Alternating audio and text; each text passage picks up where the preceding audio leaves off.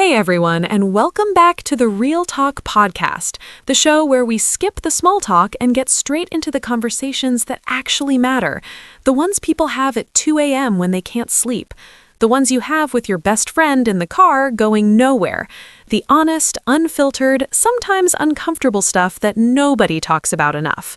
I'm your host, Mia, and as always, I am joined by my co-host, my debate partner, my professional disagreement buddy.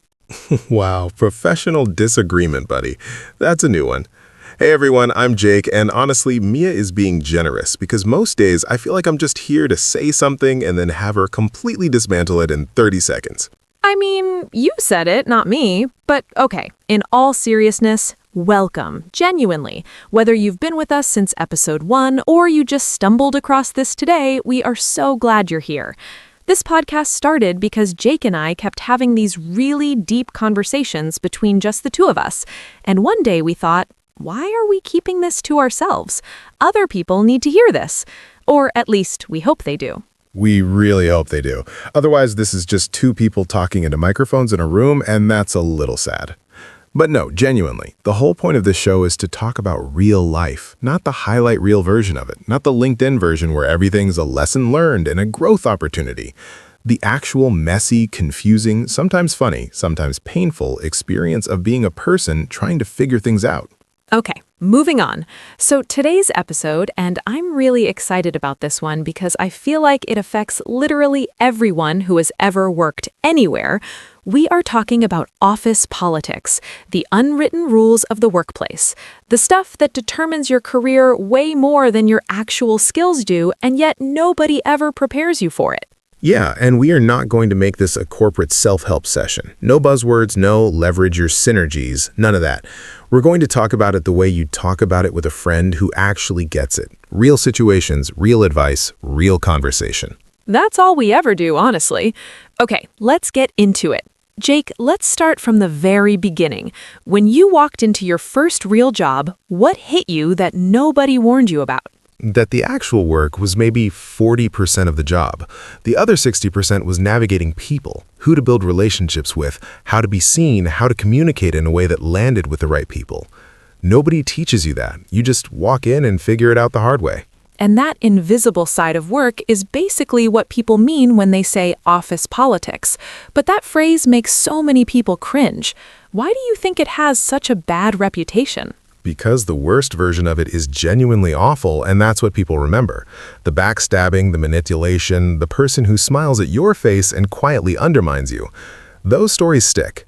But honestly, office politics at its core is just humans working together with different personalities and different ambitions.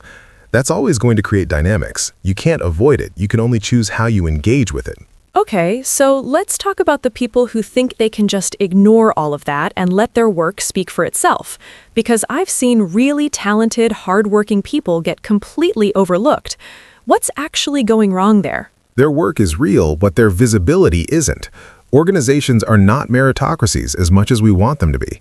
The people making decisions about promotions and opportunities, they're human. They promote people they know, people they trust, people who are on their radar. If you're delivering great work silently in the corner, the right people might genuinely not know you exist. And that's not them being unfair. That's just how human attention works. So visibility is the missing piece. But here's my problem with that. Nobody wants to be that person in every meeting who's always talking just to be heard. That person is exhausting. So where's the line between being visible and being annoying? Substance. That person you're describing is performing visibility, talking without saying anything, inserting themselves everywhere. That's noise, and people see through it. Real visibility is simpler. Send your manager a clear project update. Speak up in a meeting when you actually have something to add. Make sure your name is attached to the work you produce. You're not manufacturing a reputation. You're just making sure the one you've already earned is actually seen by the right people. That makes sense. Okay, let's get into a situation I feel like almost everyone has experienced. The credit stealer. Someone takes your work, presents it as theirs, gets the praise, and you're just sitting there watching it happen. What do you actually do? First thing, don't try to reclaim it in the moment. I know that feels like the right instinct, but it almost never lands well. You end up looking petty even when you're completely right. The real answer is to make theft impossible before it happens. Document your work, send progress updates, loop people in by email. By the time the presentation happens, your contribution should already be on record. You can't steal what's already been publicly attributed. Prevention over reaction. I like that. Okay, let's talk about managers, because I think this relationship is so misunderstood.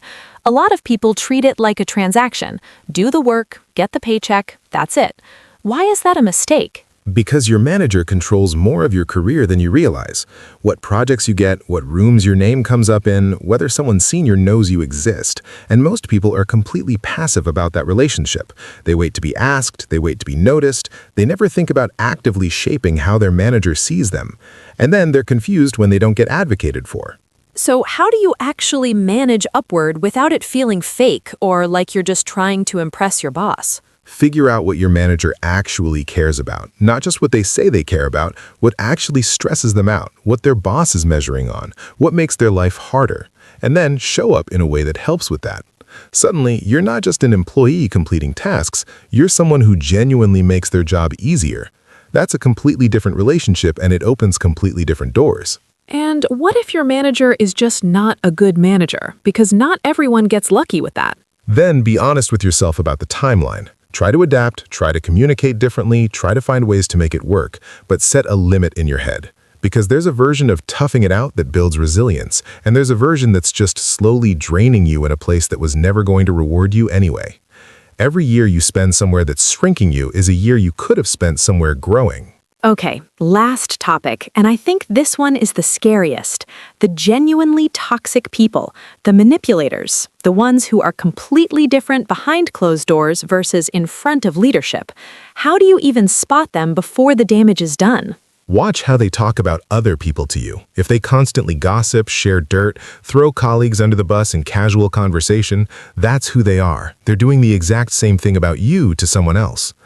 The other sign is when someone randomly shares information you didn't ask for and didn't need. That's manufactured intimacy. They're making you feel close, so you open up and give them something they can use later. That's actually unsettling when you think about how subtle it is. So what do you do when you realize you're dealing with someone like that? You don't confront them. You don't announce anything. You just quietly dial back what you share. Keep it professional, keep it warm. Don't create an enemy, but stop giving them material. They can't use what you never gave them. So the whole thing really comes down to awareness, doesn't it? Just understanding the environment you're actually in, rather than the one you wish you were in. Exactly. You don't have to become someone different to survive office politics. You just have to stop being naive about how it works. Stay kind, stay genuine, but keep your eyes open. We'll see you in the next one. Take care of yourselves out there.